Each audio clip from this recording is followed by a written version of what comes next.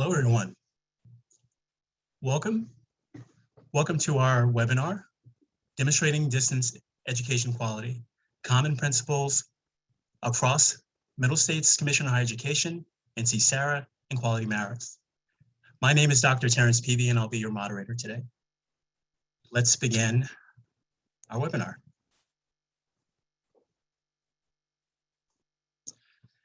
Please read this disclaimer. If you'd like to use any part of this presentation, please make your request written to the email that you see here. As I mentioned earlier, I am Dr. Terrence Peavy, and I will be the moderator for today's webinar. And at this point, I would like to have our panelists and presenters introduce themselves.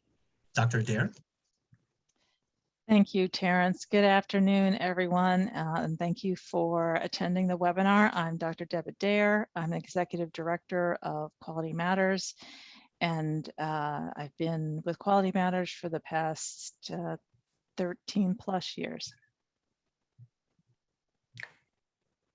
Hello, I'm Ellie Fogarty, Lead Vice President for Institutional Field Relations with the Middle States Commission on Higher Education. I started at the Commission in January of 2010. I'm delighted to be here with my colleagues, with everyone, all of you today. Hi, everyone. My name is Lori Williams, and I serve as the president at NC-SARA. I've been in this role for a little over 2 years. Prior to this, I worked for the WASC Regional Accrediting Commission for about 3 years, and before that, I worked in online higher education. Thank you all for your introductions, and I'll just add that I'm the Vice President for Institutional Field Relations at Middle States, and I joined Middle States in July. We have a wonderful program for you today. As you can see, we will start off with an overview of the quality assurance organizations that were mentioned here today. We'll also have a guided conversation with our panelists with some great questions that we're sure you're gleaning some information from and useful tips and resources. And then we will open up the latter part of the webinar for questions and answers from the audience. Very simple process for those of you that want to have questions submitted to the panelists. You should see a Q&A button at the bottom of the screen. Put all your questions in there. We do have an active chat, but unfortunately, if you want questions posed to the panelists, please put them in the Q&A, and we hope to get to them at the end, towards the end of our session. So let's begin with a poll. Who is here today? We have our poll on the screen here. Just please, at your convenience, just kind of note what organization you're a part of, and please know that you can actually be a part of more than one organization as well. We'll give you time to think pensively about what organization you're a part of, and we'll tally those votes.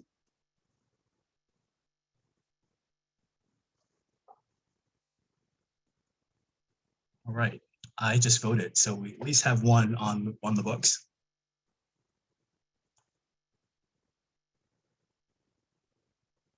All right. 10 more seconds for your votes.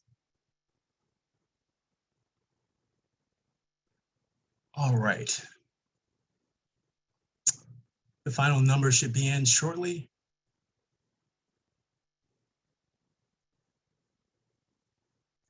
All right. Do we have our results?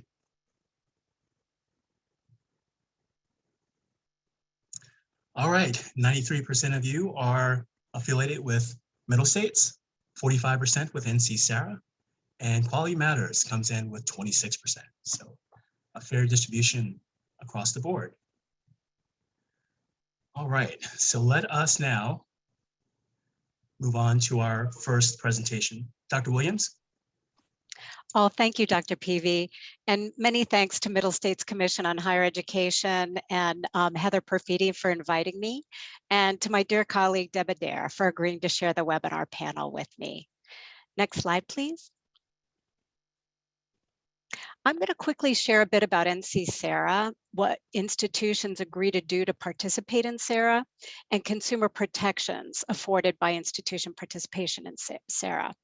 I'll also mention that Deb will not only share about Quality Matters when she speaks, but also about the commonalities that we share as the three organizations with respect to quality assurance in distance education. Next slide, please. Here you see NC-SARA's mission. And while you're reading that, I'll share that some of the work that we do at the national level to support this mission includes policy development through our board, research and data collection and sharing and reporting, educational programming for states and institutions to ensure compliance, an infrastructure for collecting and sharing data, outreach and collaboration with consumer advocacy groups, accreditors, and partnerships with other higher education institutions. Next slide. Here you see a little bit about SARA's landscape with respect to enrollments. Our SARA institutions now number nearly over 2,300 and the enrollments over 6 million. This represents total in and out of state exclusively distance education enrollments. We just completed an analysis of our 2020 data, and you can see how those enrollments shake out with respect to percentages by sector. Public institutions enrollment now makes up over 66%, and we'll see whether that's anomalous to this COVID year or not next year. Private nonprofits, 23%, and private for-profits, a little over 10%. 4 higher education compacts provide oversight of the SARA agreements over the states in their respective regions. Here's an overview of before and after SARA, and we see many benefits for states, institutions, and most importantly for students, which I'll describe next. Cost, compiling and processing applications to offer distance education across states, state by state, impose cost on both institutions and on states. After SARA, this is much more affordable. Institutions pay $2,000, $4,000, or $6,000 annually to NC-SARA for the reciprocity, so they can now much more easily afford to offer distance education opportunities in multiple states. The process of adhering to different state requirements was hard to keep track of before SARA. Now there's one streamlined application process, making it easier to ensure compliance by states. Protections before SARA really varied state by state. Degrees of accountability, requirements for institutions, and with SARA, there's now a consistent set of consumer protections to help ensure distance education quality. Regulations before SARA were confusing, differing structures, data collection requirements, and all on different calendars. Now they're streamlined with one uniform set of regulations that ensure a more efficient and effective oversight of state authorization for distance ed. Options were limited before SARA. Now with 49 states and 3 territories participating, all but California, there are many more options for students for their programs to meet their unique and specific needs. And finally, data. Inconsistent data collection and reporting before SARA. Now there's better and more consistent data, which I'll share more about in a minute. Next slide, please. Here's an overview of SARA roles and responsibilities, and you get a view into how we think about those layers of roles. In the center, we see students. Next are institutions agreeing to voluntarily participate through their SARA member states. States then, on the next layer, provide oversight of the institutions within their states. The 4 regional higher education compacts provide oversight of the states in their regions through their regional steering committees. And NC-SARA provides the national leadership. We view ourselves as a community that helps states administer SARA. Now a bit about institution participation. Next slide. These are some of the basics that institutions agree to when they apply or renew their participation in SARA. Be a degree granting institution, awarding associate degrees or higher, be physically located in a SARA member state, hold state authorization. Be financially stable for non-public institutions. This means a federal financial responsibility composite score of 1.5 or above. And finally, institutions must affirm that if their programs close, they'll provide a reasonable alternative that may even include tuition reimbursement, depending upon the outcome of the closure. And there are many more detailed requirements online. We've got our link there. This next slide shares a little bit more on the application form. Institutions will find the policies that they must agree to, as well as in the SARA policy manual. And I'll ask my colleague, Mary Larson, to put some links in the Q&A for everyone or in the chat. Now, how do institutions benefit? They clearly benefit from SARA participation. Broader market, one application to operate in multiple states, fewer regulations to monitor, and of course, lower costs. Now, state authorization is primarily about student consumer protection. NC-SARA has always held to the philosophy that it relies on the higher education quality assurance triad for oversight and doesn't attempt to reinvent the wheel. In fact, NC-SARA as a state membership organization in which institutions participate relies on the reciprocity across states and, of course, the roles of the accreditors and the U.S. Department of Education. And you'll see this triad again in the context of the work that the folks do at Quality Matters.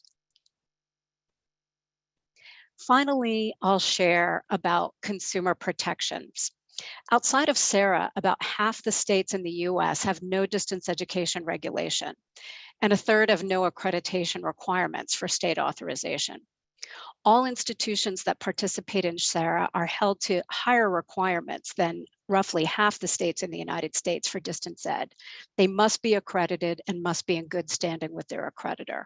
They also need to demonstrate healthy finances, as I indicated earlier, with a federal financial responsibility score of 1.5 or higher. And again, provide an alternative to students when programs close. And with that, I'll share a little bit about the ways in which you can connect with SARA. And again, my colleague, Dr. Mary Larson, will also share in the chat. Thank you very much, and I'll turn it back over to Dr. Peavy. Thank you, Dr. Williams. We will now move on to our next presenter, Dr. Adair. Thank you, Terrence, and hello, everybody. And I'm delighted to be here and joining my colleagues in this conversation. And Terrence, if you will advance to the next slide for me. So I'm going to focus this part of the presentation just about QM, what it is, what we do, and we'll have a few slides later to talk about how we are how we relate to the other organizations, to NC-SARA and to Middle States. But Terrence, if you'll advance. So we are, Quality Matters is an independent nonprofit organization with a peer-based approach to serving the education community. So we cut across K-12, higher education, and continuing and professional education. And we pursue quality assurance with an underlying principle of continuous improvement. That's our philosophy, that's our goal. And we apply that to all aspects of the educational process.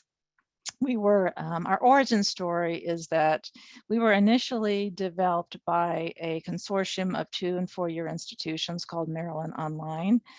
And this was funded by a 3-year federal grant, the Fund for Improvement in Post-Secondary Education, from 2003 to 2006. And since then, we've been providing quality assurance tools, support, and certification for the last 18 years, all told.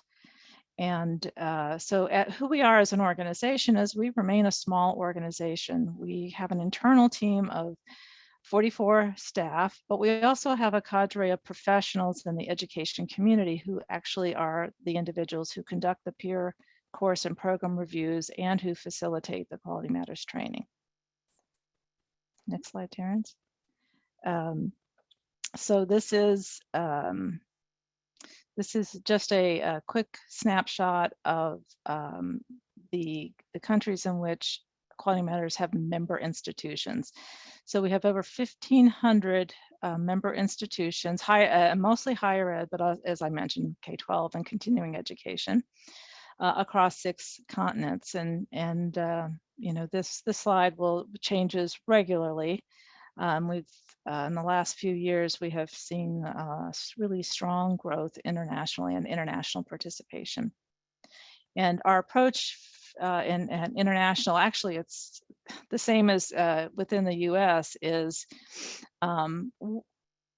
to encourage adoption and adaptation of the standards and processes so that they can fit the actual context in which the quality assurance needs occur for online education. So if you will advance again. So what we strive to provide is an integrated quality assurance process. So the 3 pieces or tools are the rubric standards for online course design, professional development for faculty and staff, and course and program reviews.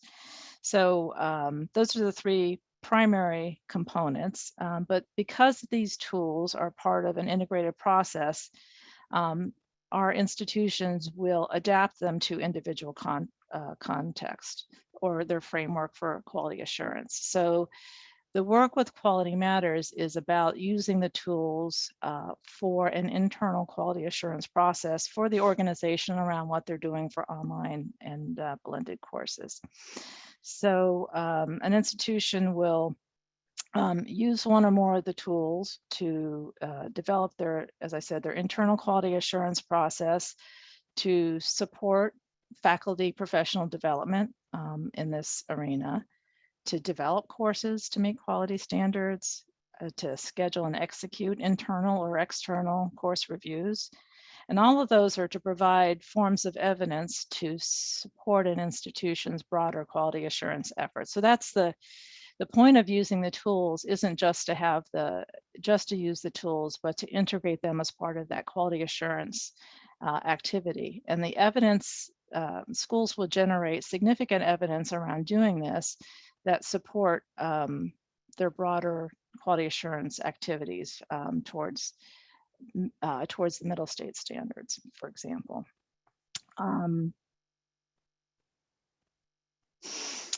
Let's go ahead and move to the next slide, Terrence.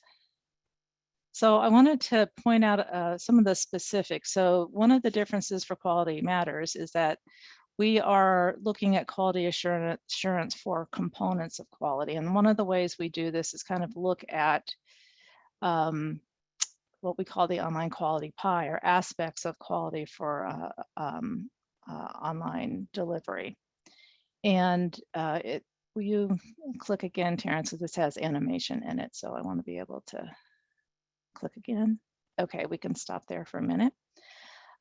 So one of those aspects is course design, and this was the original focus of Quality Matters, was quality and online course design, because that was because that piece had a specific and immediate relevance for students. And we pursue that with standards, and specifically rubric for online quality and online course design, professional development for faculty, and peer review and certification of those online courses. And so for institutions who decide they want to pursue certification and go through the formal process, they must use the full quality standards, Quality Matters standards, and then the process, the review process that we have identified. Those are institutions will receive that certification mark that you see there. Other institutions will use the protocols or the standards and adapt them to their context and conduct internal reviews that may not be eligible for the certification, but do produce evidence to be able to support their quality assurance efforts at the institution. You can click again, Terrence. For course delivery, which is in this case teaching, our focus has been to date on professional development rather than certification of teaching. Terrence, so you click again. For faculty readiness, we do significant, again, professional development, but we also have program level criteria that applies to what an institution is doing in terms of preparing faculty for online teaching and online course development. And there is certification available for programs around the support of faculty teaching. And then for student readiness, there are actually 2 program certifications that are available. There's criteria for how well the programs, and this is program level, not institution level, but how well the programs are supporting students in their learning, and then how well they're supporting student success. And so each of those require 3 years worth of data, and then goes through a peer review of the evidence for that. And each of those receive different certifications. And then click again. And we also have a program level certification for program level design. And again, that's a criteria are set, and there's peer review and subsequent certification for the design of that online program. So I wanted to have a graph or a slide here to talk a little bit about where Quality Matters fits into that landscape of quality assurance in higher education and the triad that Lori mentioned previously. So I'm working with the triad of the accreditors, the states, and the Department of Education. You can see I put NC-SARA on this graph as well, that NC-SARA members are institutions and states. Quality Matters members are institutions. And so we work directly with the institutions to help them use the tools to implement a quality assurance process internally for the quality of their online and distance education efforts. And so we are I think the primary way that we fit into this triad is that the institutions that are implementing quality matters tools and processes are developing deeply and broadly sets of evidence that were going to be effective in supporting their institution-wide quality assurance efforts. And we have many Quality Matters institutions that do this specifically and tie the 2 together. So I would say that some use it very purposefully, but it's all about setting up that internal quality assurance process. Because we don't have, because we're not tied to the states or the Department of Education, our focus is really able to be strictly on continuous improvement and not compliance and not federal regulation. So we look heavily to to research and best practice to provide the basis for the criteria that we develop. And so that's where we fit into the triad. So Terrence, I think that might be my last slide. Yes.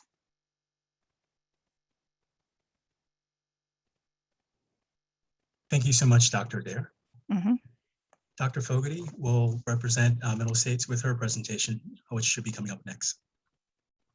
Thank you very much, and thank you to my colleagues for the overview of your unique organizations. During the initial poll, we learned that 93% of attendees today are members of Middle States, so certainly I will keep this brief. We'll go right to our mission, which many of you know is mission-centered peer review for continuous improvement and innovation.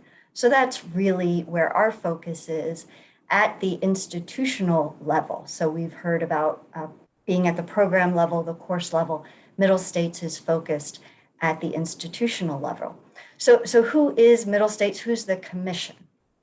We are 525 degree granting post-secondary institutions, 40% public, 56% nonprofit, and 4% for-profit or proprietary institutions. Independent institutions in systems, whether public or private systems, all Carnegie types, associates through doctorate, and in sizes ranging from 40 students to 100,000 students. We have 29 commissioners. Our commissioners or our board Our commissioners are nominated by institutional members and elected to the commission in accordance with our nomination and election processes. They include active administrative or academic representatives of member institutions, and they represent the diversity in size, ownership, and academic nature of our members. They reflect broad geographic and demographic areas and include faculty and public members. Importantly, our 1,700 peer evaluators provide a vital service to our organization. These are the most competent and knowledgeable individuals qualified by their education and experience to serve in the roles that they do. They're trained by Middle States on their responsibilities as appropriate to their roles regarding standards, policies, and procedures to conduct evaluations and apply our policies and propose accreditation actions. Each year we have a period of open enrollment. So if you are interested, we encourage you to apply. And a big thank you goes out to all of our peer evaluators who are here with us today. We couldn't do our work without you. And regarding our work, we are a staff of 30 individuals who work in a variety of roles at the Commission. We have a very global footprint, regardless of our name, Middle States. Last year, the Commission announced its decision to expand beyond our current regional boundaries. So historically, you know us as serving New York, Pennsylvania, New Jersey, Delaware, District of Columbia, Maryland, Puerto Rico, the US Virgin Islands, and 17 institutions overseas. But really looking at the changes made permissible by regulatory environment changes, we discovered we're already doing business in 48 states, 2 US territories, District of Columbia, as I mentioned, and 94 countries through locations of our accredited institutions. Regarding our accreditation cycle, it is an 8-year cycle that includes the familiar self-study evaluation and ongoing monitoring activities, such as the annual institutional update and other types of reports that result from a variety of Commission actions. Our expectations can be described in 4 categories. Of course, there are the standards for accreditation, requirements of affiliation. Institutions are expected to conduct their activities in a manner consistent with these standards and requirements, and always to engage in an ongoing process of self-review and improvement. Additionally, our institutions are expected to demonstrate compliance with applicable federal regulatory requirements, as well as Middle States policies, procedures, and guidelines. Our Commission uses a multi-level decision-making process. And I mentioned that first level involves evaluators proposing accreditation actions. This could come from a review of documentation, a visit, or both. During the second level of review, all materials are then reviewed by the appropriate committee, made up of our commissioners, the board that I described. The committee will render an independent decision regarding the materials it has received from the first level of review and recommend an action to the Commission. That third level of review is the Commission, and it is the decision-making body that produces the Commission action. All of this is to ensure consistency, equity, and fairness across all our reviews. At all levels, peers are involved in the reviews and decision-making. The kind of review you might be most familiar with is the self-study. There was a question earlier proposed in the Q&A about whether or not Quality Matters is required by Middle States. It is not, but please do come to our upcoming annual conference where we will have a panel presentation of institutional representatives demonstrating how they have incorporated the work they do for Quality Matters into the Middle States self-study process. And so we hope you will join us to hear more about that on December 14th and 15th, as you see on the slides. So thank you very much. Thank you, Dr. Fogarty, and thank you all panelists for providing a wonderful overview of your organizations. It is now 1:31, so we're transitioning now to the guided conversation. So let us first start with our question here. All right, so our first question, I'll just read it out loud just so that everyone has an understanding of it. How does your agency approach quality assurance as it relates to the distance education? And what are the commonalities you see between your approach and the principles, standards, and guidelines provided by the other organizations on the panel? Dr. Dare, would you like to kick us off? I would be delighted, Terrence. You would advance the slide. So we can start with just a comparison of the different missions of the organization, of the organizations here. And I won't read them, but I think you can tell by looking at the missions that we're all different organizations. We have a different focus and a different purpose for being. From QM's perspective, we are chartered to promote and improve the quality of online education and student learning nationally and internationally. Sorry about that. And we do that in a number of different ways, both in terms of relying on research and in terms of the professional development we offer and the standards we develop and the review processes and certification. But we are focused, as I mentioned before, on continuous improvement. And NC-SARA has, as you can see, they have compliance responsibility, and of course, MSCHE is a national accreditor. So if you will, okay, so the basic purpose and standards of the standards and criteria. These go along with and align with our different missions. For MSCHE, well, I won't read the definitions here for Middle States and for NC-SARA, but I will say that QM in comparison, we're working to provide institutions a customizable integrated process for quality assurance of online and digital courses and in program components. So the focus is on continuous improvement. And I will say, really, to sort of pick up on the question that was asked in the Q&A and that Ellie identified, Quality Matters does have specific standards and has professional development, some integrated around those standards, some not, some for online, some for the improvement of online teaching, for instance. But we have institutions that are able to use the tools. They can use the tools and integrate our standards. They can use the tools and integrate our standards with their own institutional standards, or they can use entirely different standards. The point of the integration is that institutions can use the tools specifically for quality assurance for their online activities. And that really is our focus here for this process.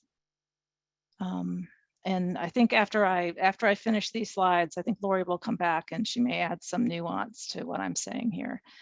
In terms of guidance for the standards and criteria, one of the differences for Quality Matters, our guidance is in education research and best practice. And so when we create these standards and we update those standards regularly, the first place we look is in the education research in terms of what research tells us is the best way to pursue quality for online education. And then our membership is involved in the process of updating those standards. And in fact, the committee that does those updates is from the community. So we have a 12-person rubric committee that actually engages and updates those standards. So it is an open process for the community to be able to identify what those standards are, but they're seeded, or the foundation is actually education research. All right. And then where does quality matter standards and criteria fit in? So I've done this graphic to look really at, aligned it to middle states in the left-hand column, the middle state standards here. And where would you look for quality matters, evidence from implementing quality matters that would align with that particular area of middle states standards? So for mission and goals, our program level criteria, and in particular online learner success, those our standards and criteria are looking for an alignment between what an organization is doing for identifying a success for their online learners and how they're pursuing that, and how well that is aligned with their mission and goals. And so that is one way and one piece of evidence that an institution would have to be able to talk about their quality assurance and their activities that they're doing in distance and online education as related to and supportive of their mission and goals. For ethics and integrity, for course and program criteria, our online program design, we're really looking at, we ask for alignment and transparency in ways that would support sort of the integrity of the program.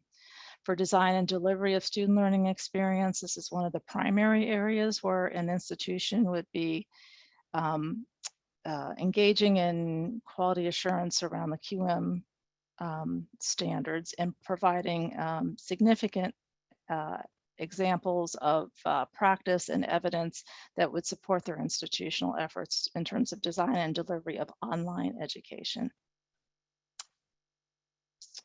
Support of the student experience is another significant area where our online learner success and online learner support criteria, there's significant alignment to what MSCHE would be looking for in their standards. Again, middle states is overarching, QM is looking at what you're doing with online and distance education.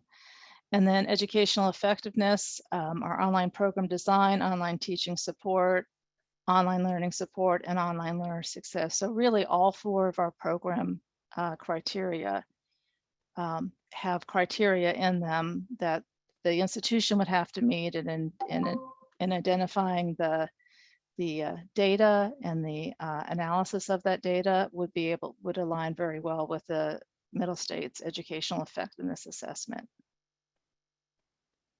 And then finally, for the planning resources and institutional improvement, the certification practices for continuous improvement at course and program levels, just the third-party reviews, the requirement for ongoing review and evaluation are another set of examples of evidence that an institution would be generating and implementing QM that would align well with the middle state standards. And I would say the only the only standard for middle states, the Quality Matters doesn't specifically align with, is at the governance, leadership, and administration levels, because we focus at the course and program level for online and blended learning. And so we don't have any particular standards that align directly with that. And I think that's Thank you, Dr. Adair. Yeah. Yes, thank you. Dr. Williams, would you like to follow Dr. Adair's remarks? Yes, I would. Thank you very much for the opportunity, Dr. Peavy. So to add to what Dr. Adair shared, while we share some commonalities with respect to our commitment to quality distance education, again, we're different organization types. And as I shared earlier, NC-SARA relies on accreditors, home state authorization, and the federal government, as well as organizations like Quality Matters to ensure quality. NC-SARA is a voluntary membership organization that represents states, state regulators specifically across the United States. And we work to assure quality in distance education through reliance on the triad, with some additional requirements for most states to adhere to above and beyond those that their home states require. So SARA really provides an additional layer of consumer protection above and beyond the triad specific to distance education. And I believe we raise the bar above what most states offer with respect to state authorization. Accreditation is voluntary and voluntary for state authorization in many states, but it is the gateway to federal financial aid. Middle States sets clear standards that apply to all of its accredited institutions that focus on quality, regardless of the modality of learning. So that includes distance education. I would say that the alignment among all of our organizations with respect to quality standards and criteria is particularly strong in the context of middle state standards regarding the design and delivery of the student learning experience. I'll also note that there was a question about the new 21st century distance education guidelines. The 2011 CRAC interregional guidelines for the evaluation of distance education, which are required for all SARA participating institutions in SARA policy, and the new 21st century distance education guidelines that several accreditors are now beginning to use really align well with the middle state standards, as well as with the Quality Matters course and program criteria, specifically those related to online program design and teaching support. NC-SARA's board has called for a working group comprising institution leaders that are on our board who worked on the development of the new guidelines, accreditors, and state regulators to look at whether and if to include the new 21st century guidelines in SARA policy. They're accreditor guidelines. And to be clear, guidelines are not the same thing as standards. Guidelines are optional. They assist peer evaluator teams in taking a look at the institutions that are under review. So the other thing that I'll share is that we'll be hosting a pre-conference workshop associated with the Council for Higher Education Accreditation. They're ahead of their conference that same week, the last week of January, to bring together state regulators and accreditors to talk about their respective roles in the context of assuring quality in distance education. So NC-SARA's board may decide not to include those accreditor guidelines in policy, or they might, and that's really up to the outcomes of the working group and the board right now. Dr. Peavy? Yes, thank you for your comments, Dr. Williams. Dr. Fogarty, I would love to hear your response to question 1 through the lens of middle states. Okay, so how does my agency approach quality assurance as it relates to distance education? Well, as we've stated, middle states accredits institutions as a whole, and historically, as many of our attendees know, has reviewed the initiation of distance education programs via substantive change. Our standards, though, are always expecting an institution to demonstrate quality in programs, however and wherever delivered, and regardless of instructional modality, as Dr. Williams mentioned. Certainly now with changing federal regulations, we're always reviewing guidance from the USDE, analyses and interpretations of federal regulations. And so our member institutions attending know that now they are required to notify the commission or have prior approval for programs that are face-to-face that are being converted to online programs, not the initiation of new online programs, but the conversion of programs. So that is where our focus has been. Anytime a team visits for a self-study evaluation, if the institution is offering distance education, there is a designated person on the team with distance education expertise. So it's always part of our process. Thank you. Thank you, Dr. Fogarty. So we're moving on to question 2, which is here. So hopefully everyone can see it. What are the ways that institutions can capitalize on demonstrating quality assurance and providing the public with confidence in education? Dr. Williams, what are your thoughts on question 2? Well, I have to say that I think some of the best ways that institutions can capitalize on demonstrating quality and providing the public with confidence is through sharing the stamp of approval that they receive through participation in Middle States accreditation, through participating in the external review process afforded by Quality Matters, and through participation in NC-SARA. There are multiple layers of complementary quality assurance through each of those 3 organizations. Moreover, through sharing that the student outcomes associated with programs lead to student success is vitally important. Outcomes including persistence rates, graduation rates, loan repayment rates, and sharing disaggregated data on student demographic differences. That they're non-white students, lower income students, other traditionally marginalized groups of students are achieving successful outcomes after completing their online programs. Thank you so much. Dr. Fogarty, your thoughts? Well, I couldn't have said it better myself. I was agreeing with absolutely everything she said.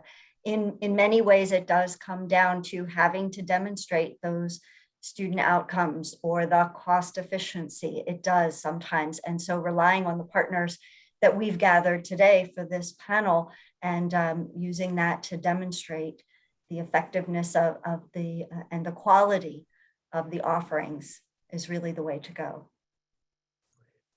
Dr. Dare, do you have any additional comments to add to this question?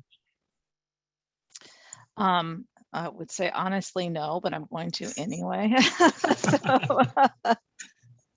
Because those are great answers, and I think that's really where it's at. And I would just, it's the same answer, but a little bit different lens maybe is, you know, I think if we're looking at students as a consumer or stakeholder here, you know, I think what students want to know is, do students like me, do people like me, do they succeed in higher education and at what levels? And being able to demonstrate that is really important. And then being able to demonstrate the usefulness of the degrees, and in particular with online and distance education, the usefulness and efficacy of online delivery, and that, you know, answering the question, can I get a good education via online learning, which is being an online learning as long as I have, it's hard to believe we're still having to answer that question, but I think we still have to. And I think quality assurance and the different mechanisms that are in place to do that are going to be really important to be able to continue to demonstrate the value and efficacy of online and distance education. Thank you. All right, question 3. I'm going to prime Dr. Fogarty for this question. What are some of the best practices that you have seen where quality assurance was a shared responsibility?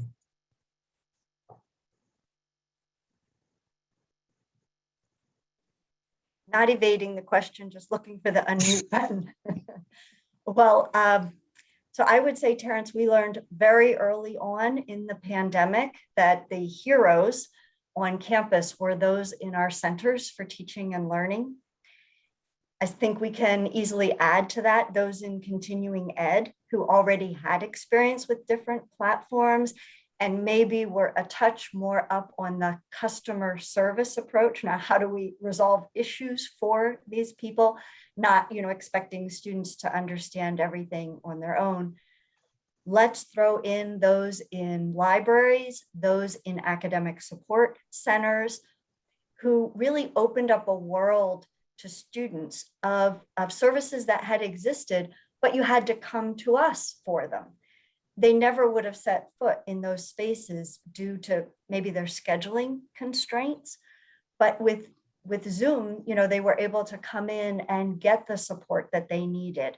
The tech support for our students, our faculty, the teaching assistants, and on. All these people worked together. I think now our institutions can take a much more holistic view of their activities, their academic offerings, when it comes time to demonstrate quality. I think we're going to start seeing a different approach to demonstrating quality. You'll have many more players, many more people involved, many more examples and illustrations. You're not just going to have this mystery of the faculty member in the classroom with the syllabus, controlling the activities and the exams and the student learning outcomes, certainly within the program and department. I don't mean to leave that out, but I think now everyone has been involved in ensuring student success in a way we might not have seen before at all of our institutions. And so I think these partnerships and support mechanisms are going to come to play when we start to see demonstrations of quality in self-studies and reports from our institutions. Thank you so much. And Dr. Williams, I see you nodding your head as Dr. Fogarty was talking. What are some of the things that caught your attention, or even information you would like to add?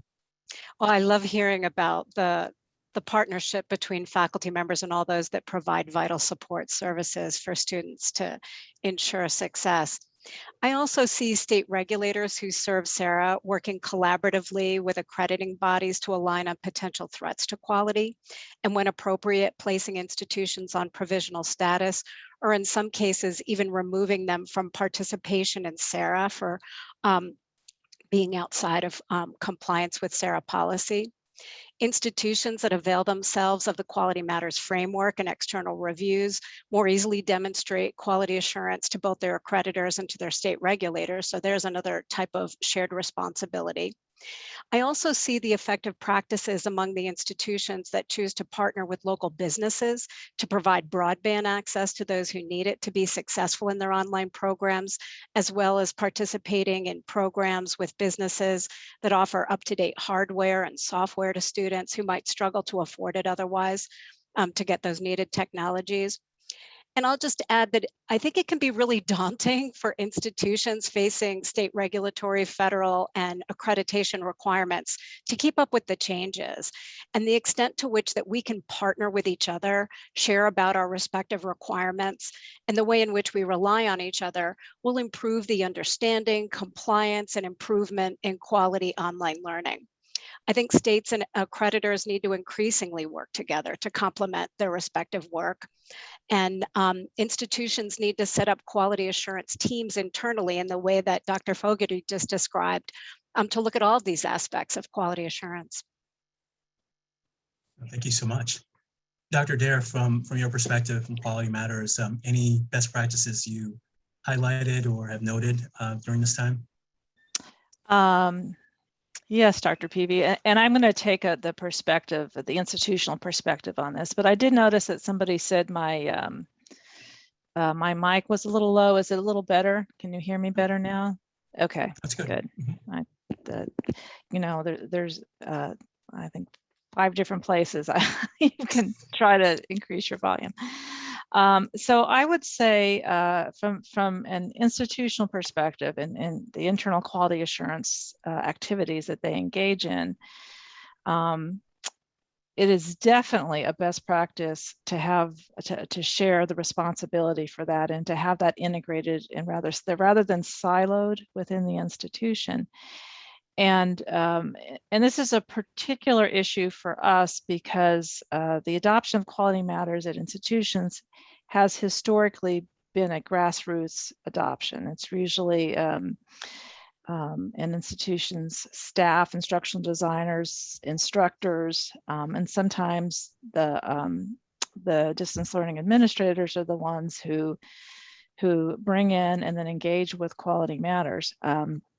But it is always more successful when it is done in a way that it's involving all of the institutional stakeholders in that process and not something that's isolated within certain departments and units at the institution and not in others, or within the instructional design units only, not involving faculty. It's always more impactful when you involve all stakeholders, because what you do by doing that is to develop a culture of quality that diffuses the institution, and then it allows the right conversations to happen with a shared language and a shared focus, and so that you can get that collaboration across the institution. You can align the activities that you're engaging in terms of quality and quality assurance. You can align them well to support the overall institution's direction and then their quality assurance initiatives. So it is definitely the best practice to be able to have all of the stakeholders involved in the activities that you're doing and trying to share and connect data and use a common language and common goals aligned to the strategic goals of the institution. Well, thank you all for such great answers for question 3. What we'll do now, if I can get my computer to work, it is poll time. We have the poll on the screen. Please answer. My involvement with the institution's quality assurance efforts is A, as a leader, B, as a participant, and C, none at this time. So feel free to put your choice up there. And while you're doing that, if you haven't done so already, remember that we do have a question and answer section of this webcast. Feel free to put your questions in as we're getting very close to that part of the segment. All right, we're waiting for the tally.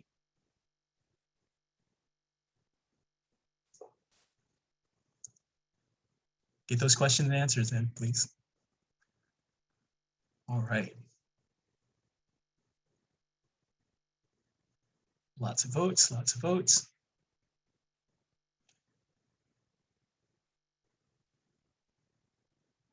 Okay. Well, it looks like a majority of the voters chose as a leader, 60%, 27 as a participant, and 14 none at this time. All right, thank you for participating in the poll. We'll move on to our 4th question. What key stakeholders, including students and regulatory bodies, inform your work, and in what ways? Let's start with Dr. Williams. Thank you. We strive at NC-SARA to provide greater openness and transparency in all the work that we do, and particularly around policy development. And this involves all of our many stakeholder groups.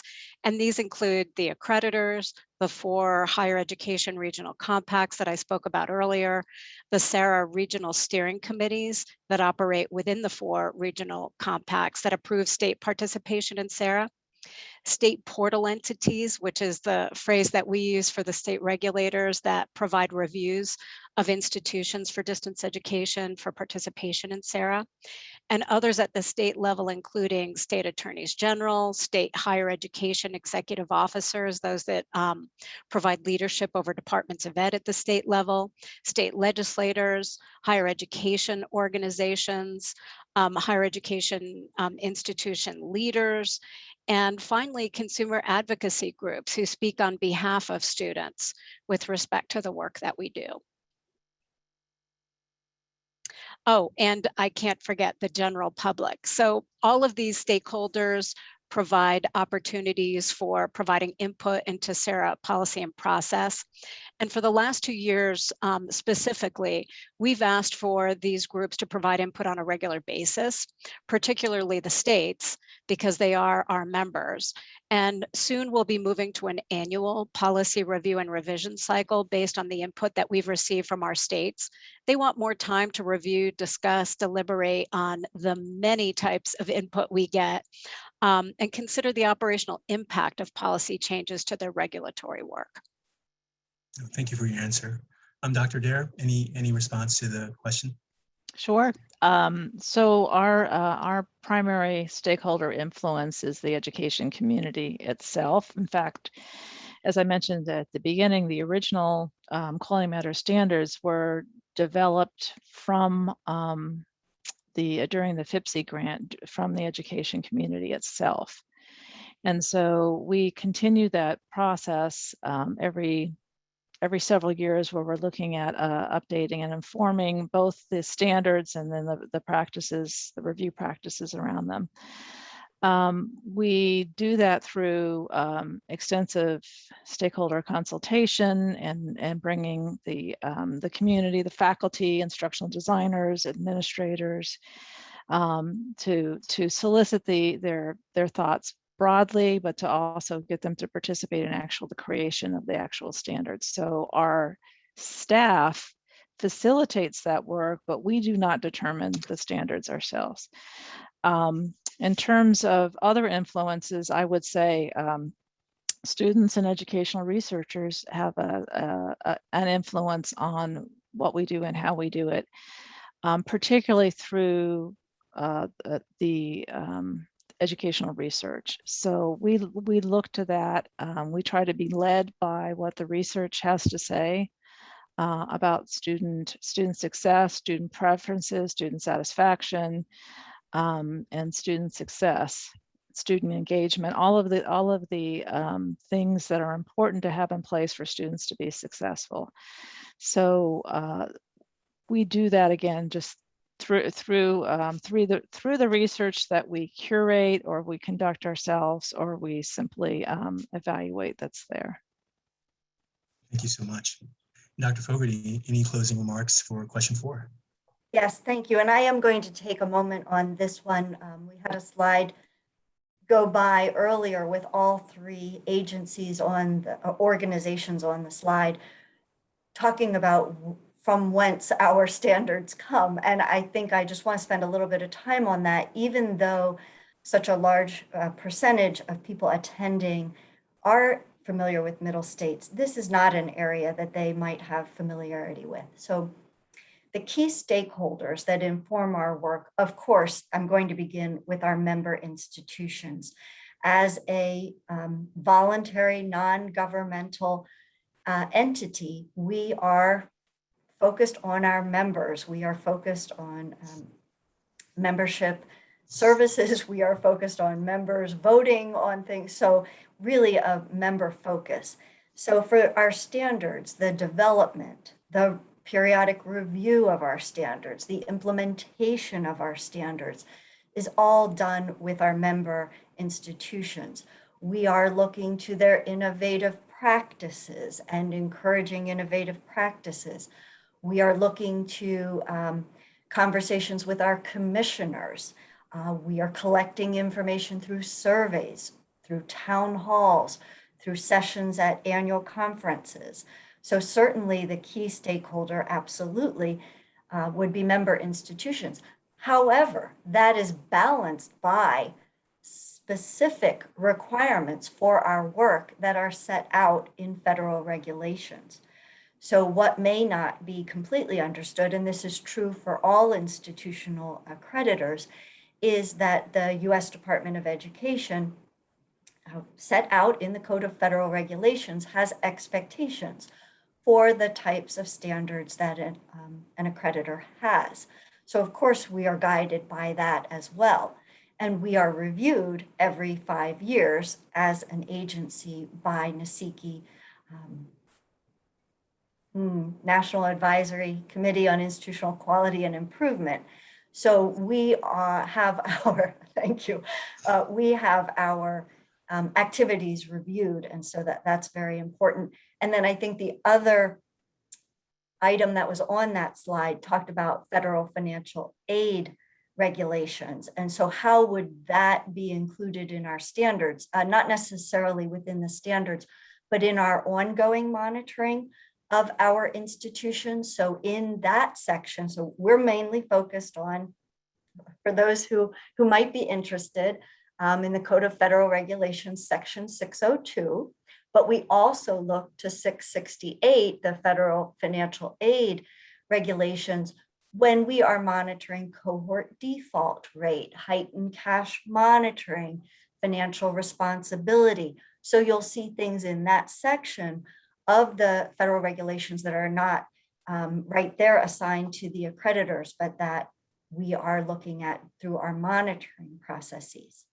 And then I think, as Dr. Williams said, we are open to input from critics and supporters alike when we're looking at our standards. The think tanks are often offering us guidance. The media is always offering its view. We work with higher education associations, foundations, the general public, So we are always open to and scanning and attending to what's going on in our environment related to our work. Thank you. Thank you so much. Thank you, Dr. Fogarty. We are moving on to another poll question, and I find this one to be very interesting. So take a look at this slide, and I believe the poll should be up shortly. Give your top 3 concerns on how, sorry, I can't read my own screen. Please just dive into that slide. The poll should be ready for you shortly.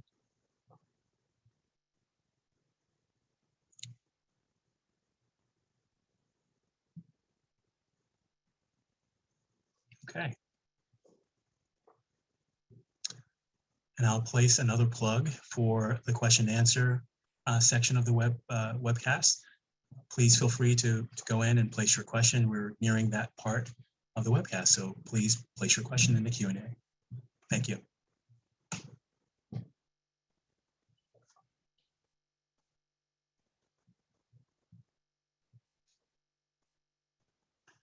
All right, we're tallying the votes.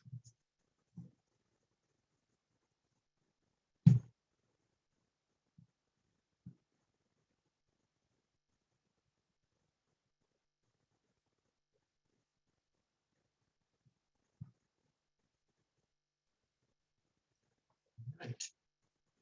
Almost there.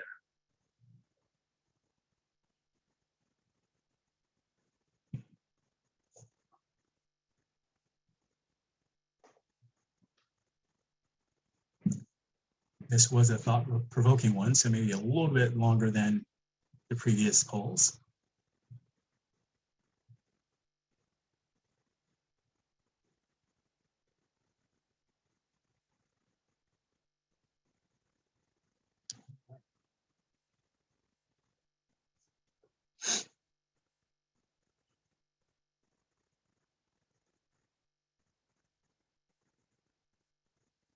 Any on the results? All right, the results are in. Keeping up with regulatory requirements of states, that's 65%. Professional development, training for faculty, 67. At 41% is student support services. Professional development, training for students at 24. And then the remaining sort of tied close are broadband access, up-to-date hardware and software, and rise in micro-credentials. Oh, and 23%. It's crowded market for online as overall enrollment declines. So very, very interesting results here. And we will go on to our last question, I believe. What emerging trends or needs are on your organization's radar regarding distance education quality assurance? Dr. Dare, could you lead us off? I would, but I don't want to throw a wrench into our plans here, but I would like to also reflect a minute on the response to the poll too, if you don't mind. Sure. Please. So I think the top 3 there, just the top 3 responses make a lot of sense to me in terms of what an institution and individuals in that institution need to be prepared for and looking forward. And I think it has everything to do with what we're going to talk about in question 5.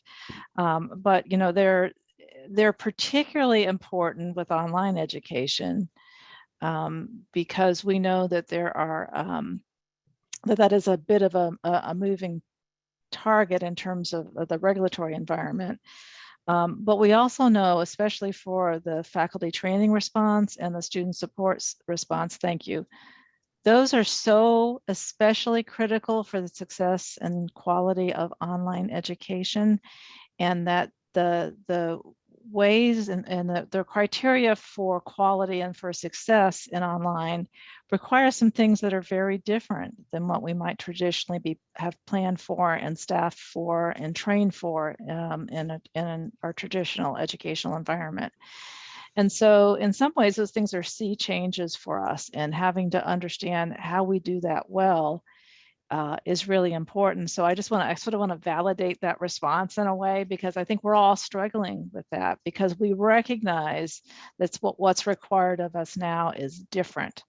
And those are the areas where we have to pay the most attention and really have to put the most, I'll say institutional investment, but I don't mean just money. I mean, you know, focus and activity to do that well. So anyway, I just wanted to address that before we moved off. To answer this specific question, I would say I can identify, I'll identify 4 things off the bat here. One is an emerging trend is around the changing education delivery.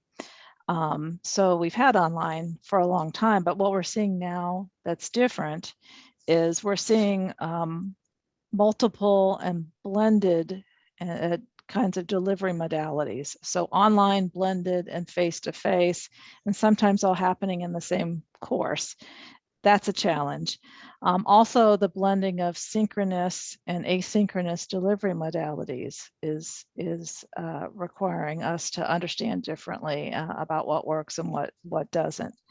And it also has implications for what we just talked about on the last poll question, was that it really means something different in terms of what the institution needs to provide for faculty training, institutional support, and student capacity development and support. So as we change and evolve how we're delivering education, we need to make sure we're bringing everybody along with us to do that work well. The second thing is diversity, equity, and inclusion. Access or accessibility considerations for the technology required. That includes the ability to access the technology and to use the technology. So do you have it and can you use it, are 2 really important questions. And that really came out of, opened a lot of eyes, I think, during the pandemic when we moved, we had to move everything online, and we really kind of raised the curtain on the haves and the have-nots in terms of their ability to access and use the technologies. And also diversity, equity, and inclusion in the design and teaching considerations to ensure that all students are provided equal opportunities for access and are appropriately supported in those endeavors. So that's another trend that we need to pay attention to make sure that we're supporting and achieving success across the board. The third thing I would say is alternative providers and alternative credentials. Education is and learning maybe have never just been the domain of higher education, but now we're asked to look at that differently, to think about how we can value and accredit learning that doesn't just happen in the higher education institutions. And, you know, what does that mean in terms of ensuring quality? And then the lifelong learning and how the role that higher education institutions play in that and how they go about it, which is related to the whole alternative credential movement. So I would put those 4 things on the table as trends that we need to be thinking about and aware of. Thank you so much. Dr. Williams, what are your thoughts? Well, I have to do the same thing Dr. Adair did and respond to at least one of the outcomes of that poll. And I was thinking about the one about burnout. And I do think that it's bigger than just staff burnout in response to distance education. It's a wider phenomenon. In fact, there was an article in the Wall Street Journal a couple of days ago that I sent around to my staff talking about shifts and changes in response to COVID. On the part of our workforce in general. People are valuing freedom and their time more than money, which is a big change. And it's difficult to expect our students to participate in learning at a distance and not also have the expectation that staff and faculty can do the same. And this is a big tension that we're seeing play out across campuses across the United States. And as morbid as it was, I had to chuckle the other day when I saw an advertisement on television for some kind of fancy whiskey.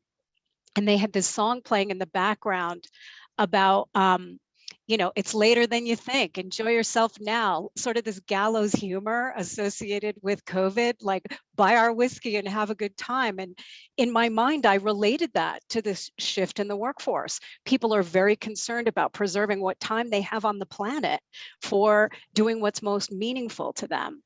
And I think that we all need to respond to that. So I had to share a little bit about that. Now, more specifically to respond to this question, one of the big trends I see is just the move to more online learning.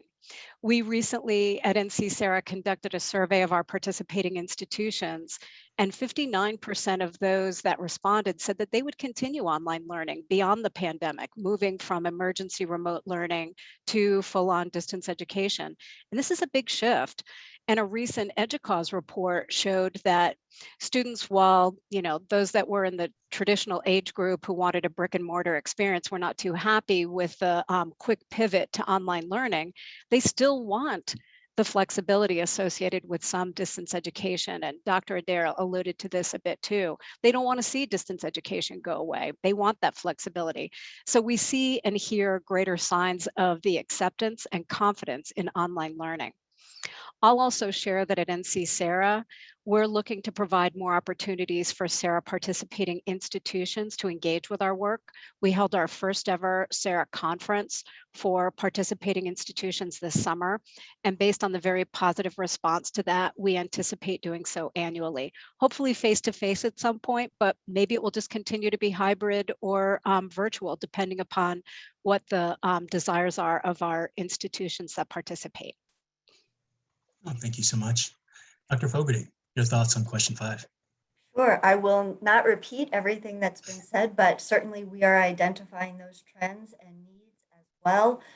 Certainly alternative providers, the needs for students. We had a member institution president say early on in the pandemic that his institution had extended spring break in order to train faculty, but had not considered, well, what about training the students? They hadn't signed up for online learning, and yet when they returned from spring break, they were expected to know how to do it. And so I think that's really key. That came out from our participants in this poll.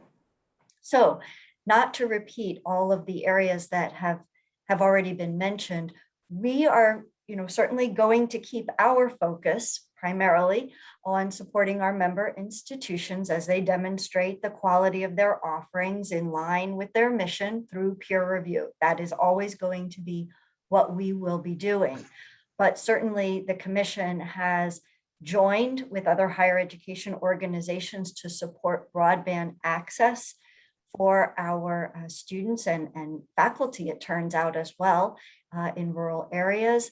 We're certainly concerned about the public's perception after witnessing months of remote learning. So, when we first started asking questions about student identity verification in distance education, we were faced with the question, well, if you have a lecture hall with 500 students, no one asks you to verify the identity of those 500 students, but just because it's online, do we have to do that? And of course, we understood that stemmed from, mistrust and doubt. So now that was at a time when maybe people didn't really understand distance education. Now you have an entire nation that thinks it understands distance education because it has witnessed remote learning. So either your children, your grandchildren, your neighbors, yourself have been remote learning. Well, is that the same thing? So really now we are dealing with many individuals who have had exposure to this, and they've only really witnessed an emergency mode through K-12 and higher education. So I think that will really, going back to the other question about how you demonstrate the quality, that will be really key in the future. Thank you. Thank you. All right. I believe we have another poll. Sorry. Okay. Our last poll for today is on your screen. Post-pandemic, our institution's emergency remote learning will A, go back to face-to-face learning, B, shift, extend to long-term distance education, or C, not sure yet?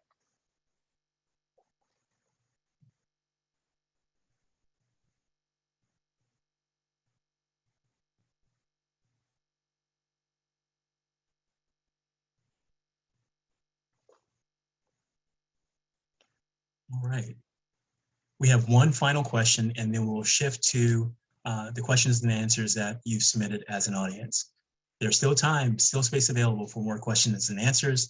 Just put it in the section at the bottom of your screen.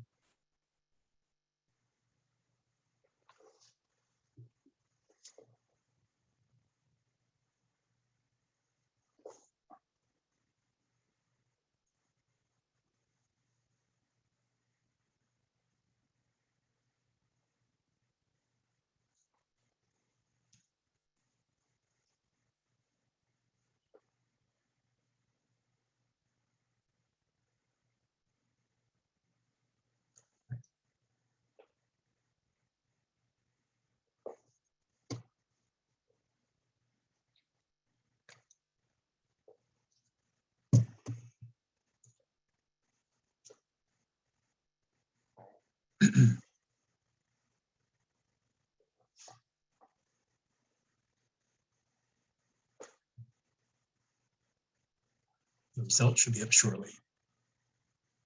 Okay, the results are in. At 41%, we have shift, extend to long-term distance education.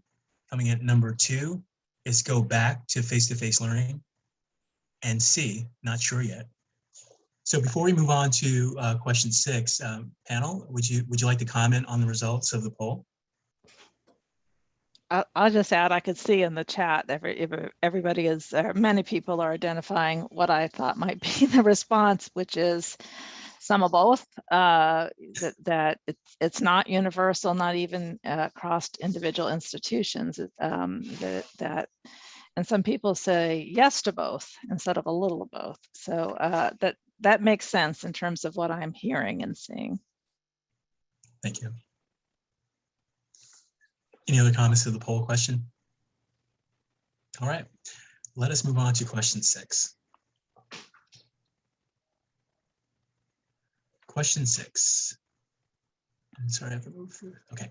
Where do you see the quality assurance landscape in regards to distance education 5 years from now? Is it moving in the direction now, or if so, how?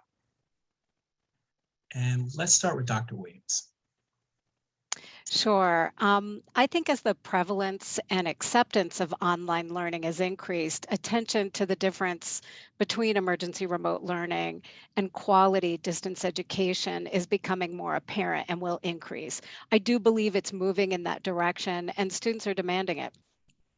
Faculty now recognize the value of working with good instructional designers to convert to flipped classrooms, hybrid courses and programs after their experience with online learning. And so I think that will increase over time. I also believe that the members of the triad, as well as the quality assurance organizations like Quality Matters and others, will get closer and focus on clarity in their respective roles and responsibilities. And I think this because the public's demanding it, and we will respond. Thank you so much, Dr. Williams. Dr. Fogarty.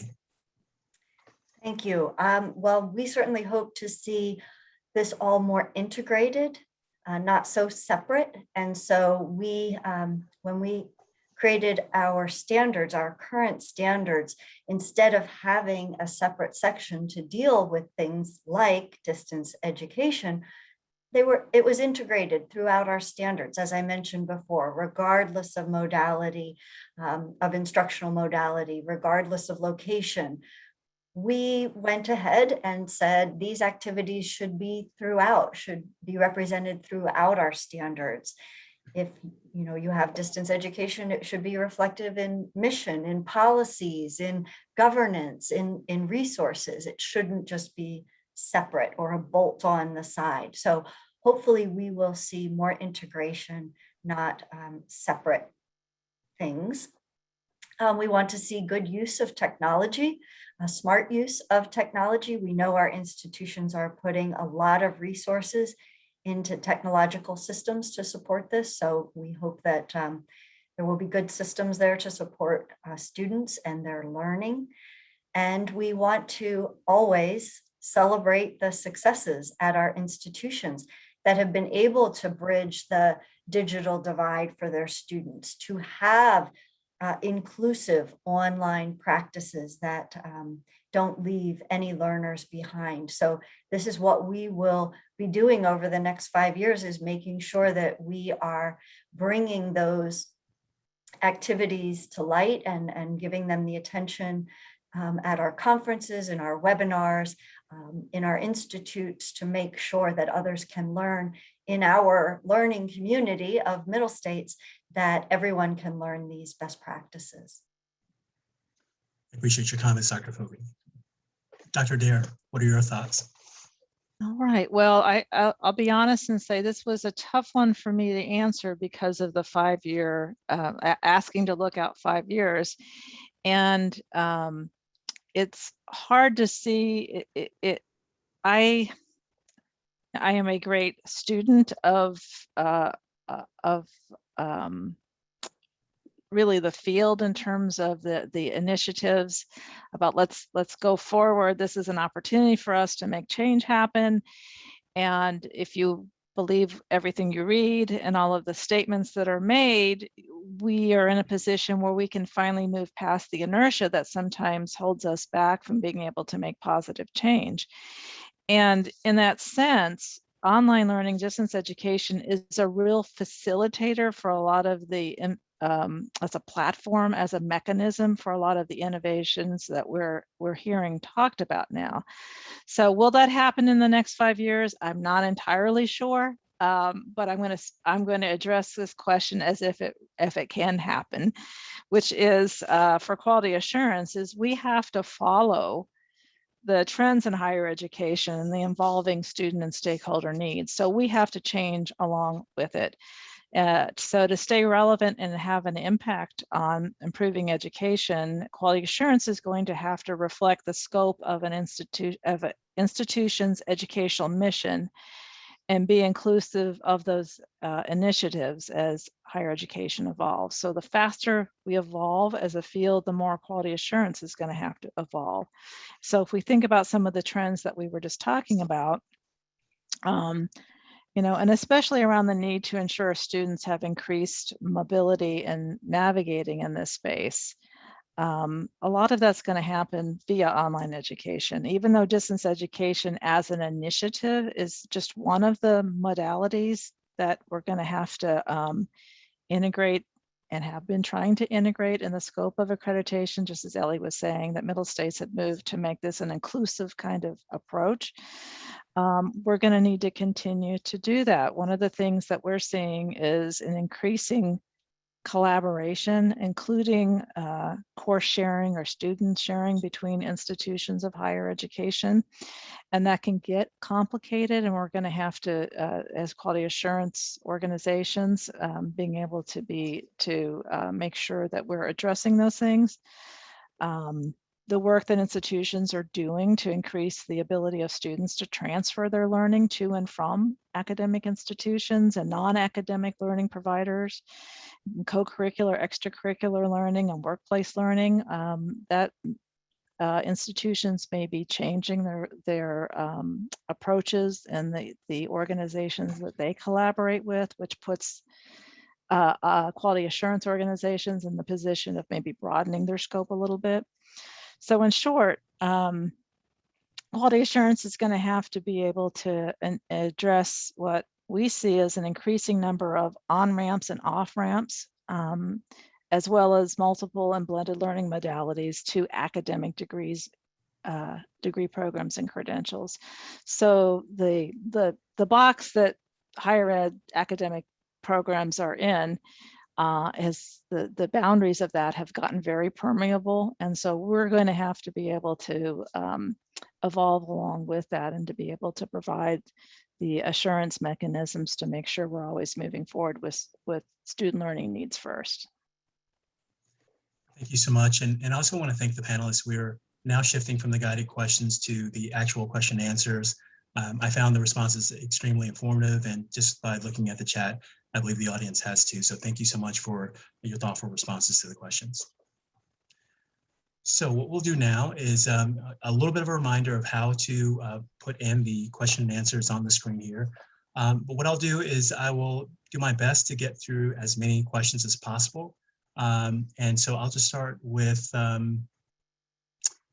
this first question, and I guess whoever wants to dive in, feel free to just go after it. Is theory or model? Is theory or model that is predominant in evaluating online and technology? Is theory or model that is predominant in is there a theory or model that is predominant in evaluating online learning and technology?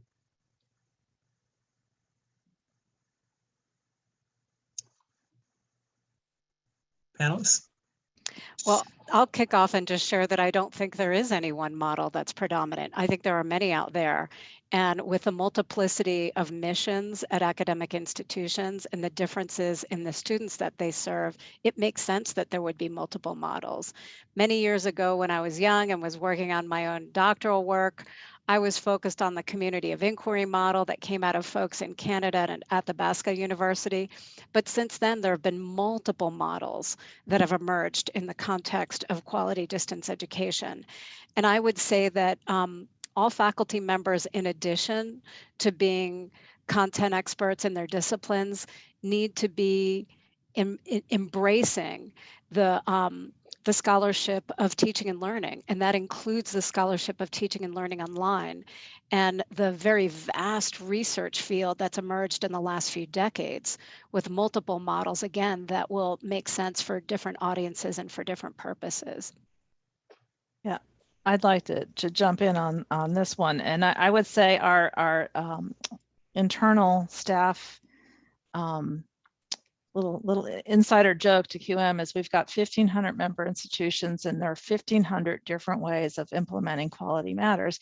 And that's because it has to be contextualized to the institution's mission, to the institution's student body, to the curriculum. And so there is no one right way to do this. So I agree with Dr. Williams. I will say, I think we are seeing an increasing intentionality, if we're not actually there yet with practice, towards the use of technology for increasing personalization in terms of learning, and we may see some models evolve around that with the science of learning and so on. But it all has to be contextualized because each institution has a different mission and different goals, and different stakeholders. I'd like to come back to something Dr. Williams mentioned, and one of our presidents mentioned to me that through this experience, her institution has come face to face with distance education, not only as a modality, but distance education as a pedagogy. And so I think that that's really important, that we're not just thinking about the way that something is delivered, that the learning is delivered, but really it's, in Middle States language of Standard 3, it's the design and the delivery. It's the whole package. And so to be thinking of that, as Dr. Williams mentioned, I think is very key. Thank you. Can I follow up real quick on that? There are a few thought leaders, Dr. Yakut Ghazi and Dr. MJ Bishop, that have started talking about a way to think about the pedagogical approach, and thinking about, if you think about face-to-face as one of the technologies of face-to-face, online, blended, these are each a technology, each a way of delivering learning, then you can more readily look at the affordances of each one of those and how to maximize those affordances, instead of holding face-to-face as the standard against which everything has to get measured, right? So you hold, learning efficacy and student support as the things that you need to be measuring towards. And I think that that's probably a better mental model anyway than where we typically approach discussions about distance education. Thank you so much for your responses to that question. Here's another question. If an institution is not using QM, then they may not, will they get a less of a stellar evaluation from middle states? If an institution is not using QM, will they get less of a stellar evaluation from middle states? I like the hopefulness in this, that they are planning to get a stellar evaluation and they don't want to do anything to jeopardize that. No, as I mentioned, using quality matters in your middle state self-study is not required. However, we have some great examples coming up at our annual conference of ways that institutions have incorporated the way they use the quality matters in their self-study. So we're looking forward to that. Dr. Adair and I will be on that panel, but of course we'll be giving lots of time to the institutional representatives to share their stories. So you put a lot of time and effort into working with quality matters at the course or program level.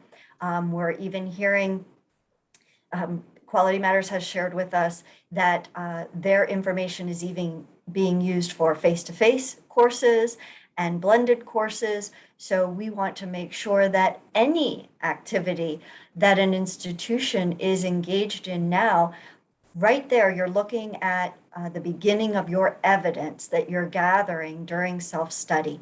So whether you have recently gone through the NC-SARA process and you have all of that gathered, you work with Quality Matters, you work with, I think I saw in the Q&A also AAC and U.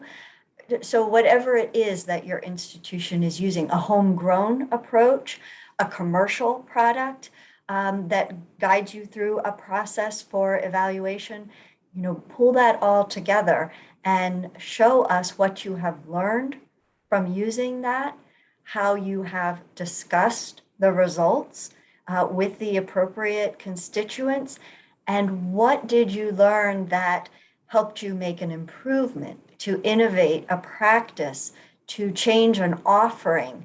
How did you advocate for resources, use the results to make decisions? And that's really what it's all about. Thank you.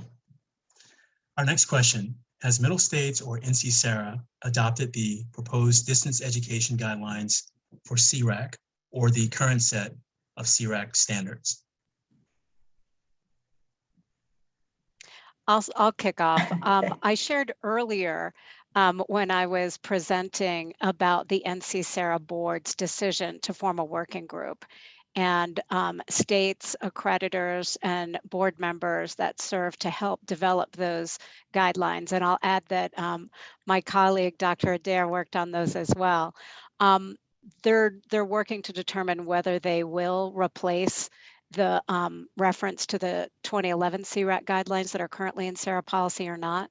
Again, they are accreditor guidelines. States were using them as leverage in instances in which there were issues of quality to attend to. And they'll take about a year to deliberate. And again, there'll be a CHEA pre-conference workshop on this, during which time we'll be bringing together accreditors and state regulators to talk about their respective roles. And I'm sure that coming out of all this work, we'll have more ways in which institutions will know whether they need to adhere to them or not. They're just good practice. They're guidelines. Thank you, Dr. Williams. I would just like to add, I mentioned at the beginning, if you were with us at the beginning, that I've been with the commission since 2010. And at that time, there were the separate CRAC guidelines, the Council of Regional Accrediting Commissions is what we're talking about, CRAC. And so these were the historically regional, now institutional accreditors across the country, 7 of us. Okay, so they were in place. And they were used as a companion piece to characteristics of excellence. They were referred to in middle states activities. And as we developed the current standards for accreditation and requirements of affiliation, the decision was made to, as I said earlier, incorporate throughout and infuse throughout our expectations related to instruction and course delivery and program delivery in all modalities. And so that's now included throughout our standards, and we don't refer to a separate set of guidelines from CRAC. So that's sort of the history, the background on that. All right, let's go for another question. The new USDE regulations on distance education and innovation may lead some institutions to push for standardization at the expense of academic freedom towards compliance. Can you speak to that?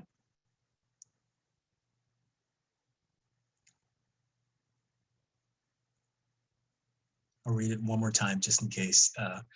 The new USDE regulations on distance education and innovation may lead some institutions to push for standardization at the expense of academic freedom towards compliance.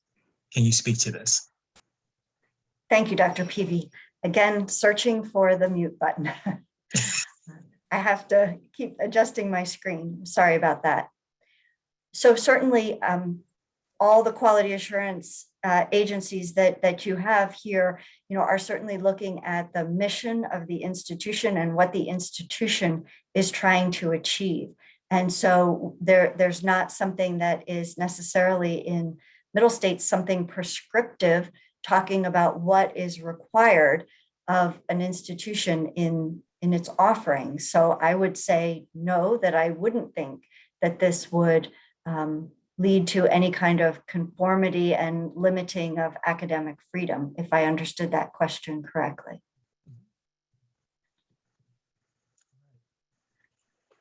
So our next attendee, our attendee has the next question, and it goes like this. Curious to get your thoughts on the three groups and the use of online program management companies and how that intersects with quality. Any potential concerns or things to look out for?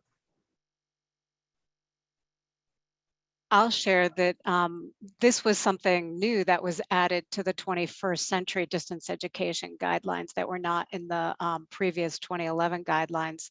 And I think it is important for academic institutions to look closely at the risks and the benefits associated with working with online program managers.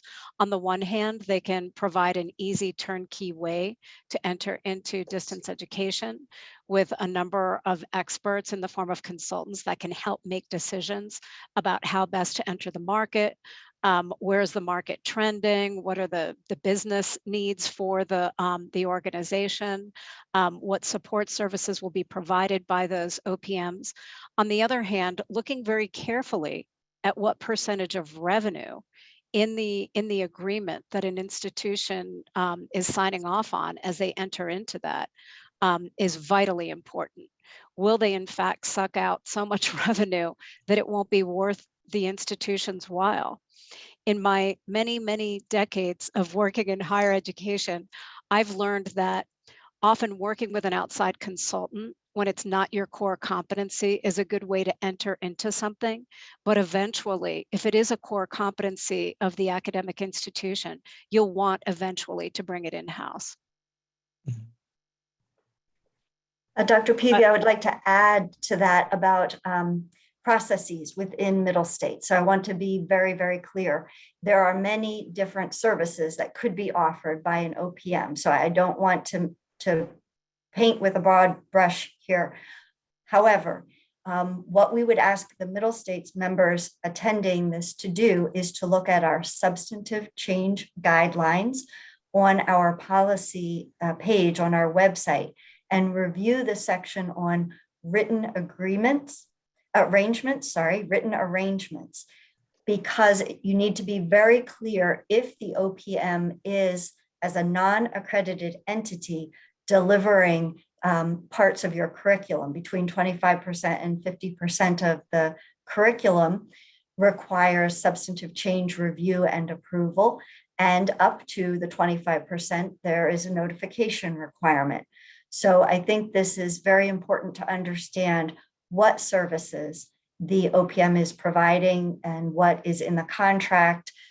We would need to review that. So just to be very clear, depending on what services you are contracting for, you want to be looking at our substantive change guidelines, working with your commission staff liaison, your vice president assigned to your institution, so that you are very clear. We will be having a substantive change webinar, a free webinar at the end of the month on the 27th, October 27th. So you can also bring your questions to that, review the guidelines and bring your questions there as well. Thank you.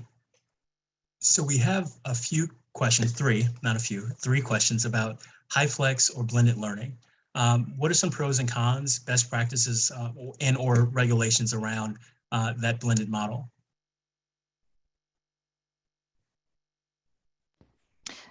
Well, I'll start, and this is not from the perspective of any regulation, but one of our big challenges in this field is commonality, a common understanding of definitions. And I think different institutions mean something different, even when they say high flex. That term gets used to represent different kinds of approaches. So there's not one sort of universal understanding about,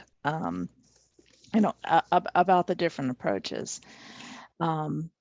And that is a difficulty. If by high flex, you mean the situation where a learner has a choice on a class by class basis, a day by day basis, whether they're going to attend a course online or in person, that modality, that particular modality, requires a lot of institutional support and effort to be done well. The faculty need significant training. There need to be significant resources to make sure that there's an equivalent delivery and learning is happening in terms of the technology, the design, the infrastructure.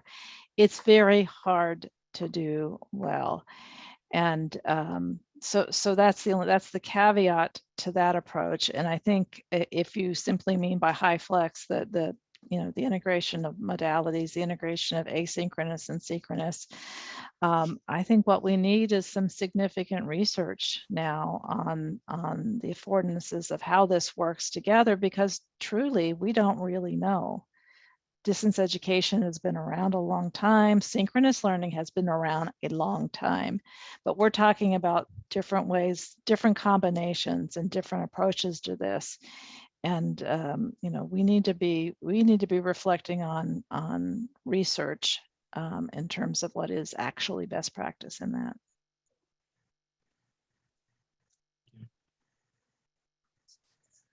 Okay, here's a really interesting question. Are virtual, and in parentheses it says taught remotely or synchronously through Zoom, now considered to be distance education? Or is this distance education still limited to online, in parentheses, fully asynchronous learning experiences? If we want to offer a program that was previously delivered face-to-face in a virtual format rather than online for a specific cohort of students, is it a middle states substantive change request required?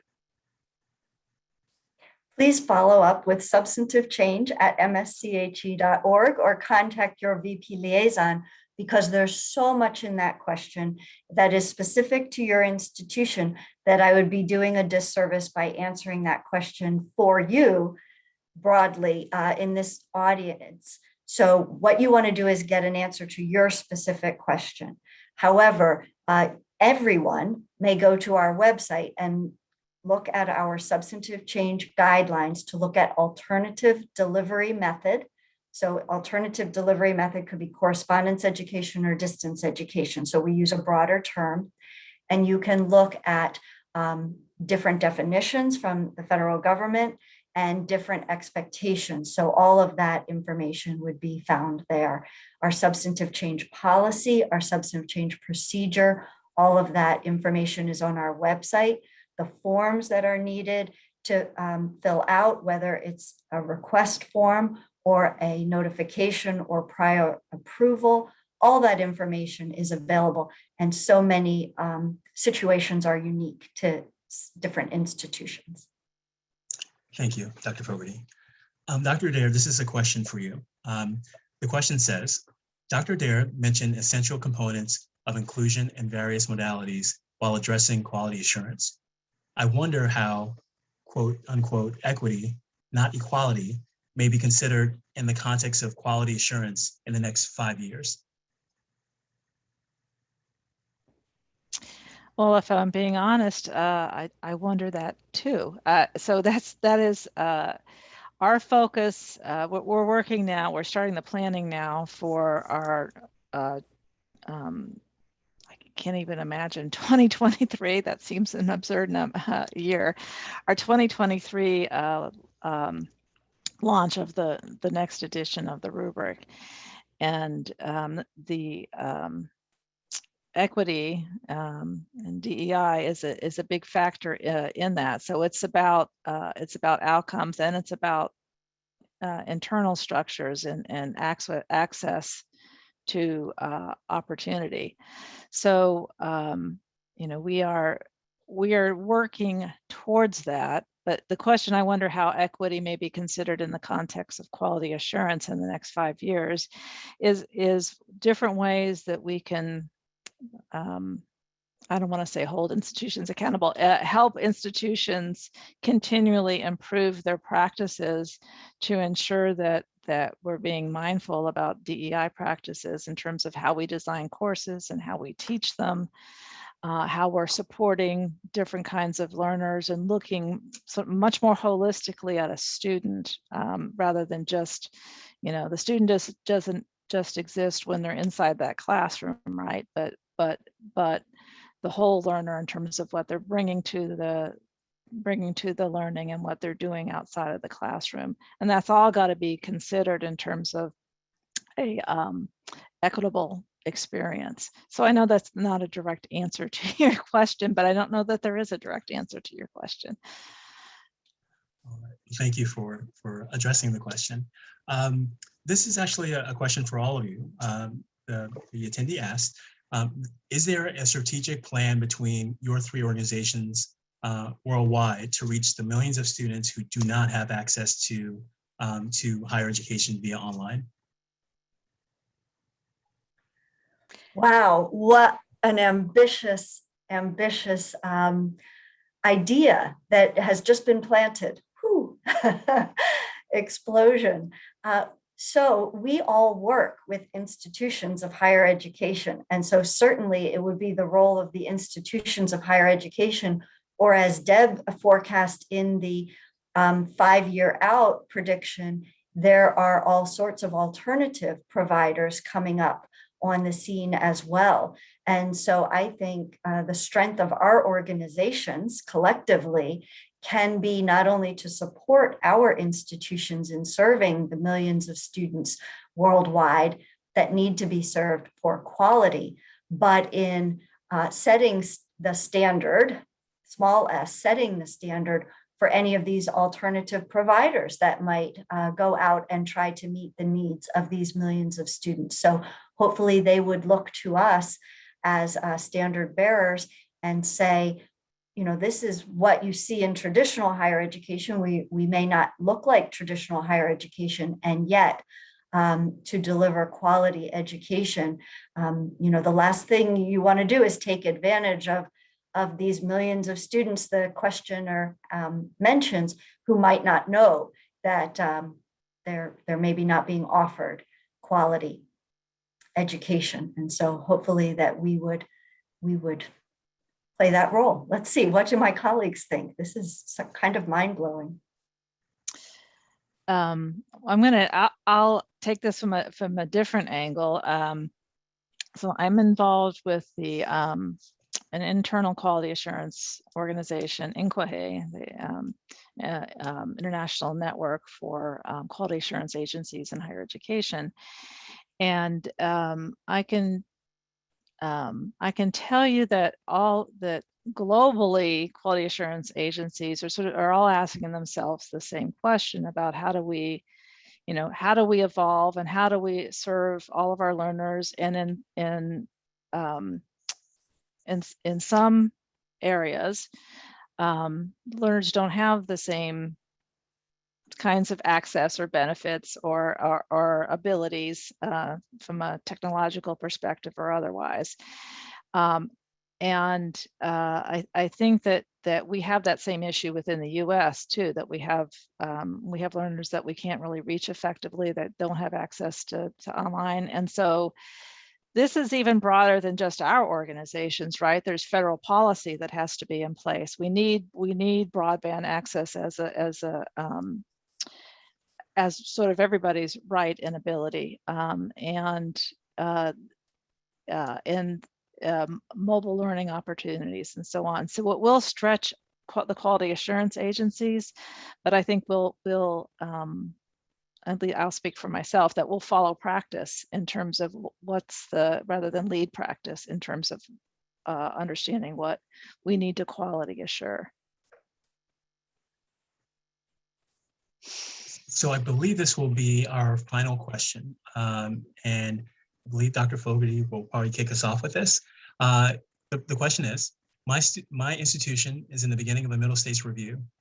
Are there any practical changes to the review procedure for our distance programs with respect to integration with NC-SARA or Quality Matters? No changes to the self-study process. However, as I mentioned before, use what you have, integrate what you have already done, demonstrate what you have learned from the various processes you've been involved in, and how the results are being used for decision-making, improvement, and innovation. I think that's the most important thing. Thank you. I am sifting through, and I believe a lot of the questions have been answered through other responses. So I believe we're at the end of the webinar. So I want to take this opportunity to thank Dr. Ellie Fogarty, Dr. Lori Williams, and Dr. Deb Adair for their participation in today's webinar. If you want, I believe the copies will be made available for those that are registered, pre-recorded copies. So hopefully that'll be sent to you over the next few days. But again, thank you for attending, and we really appreciate your support. Have a great day.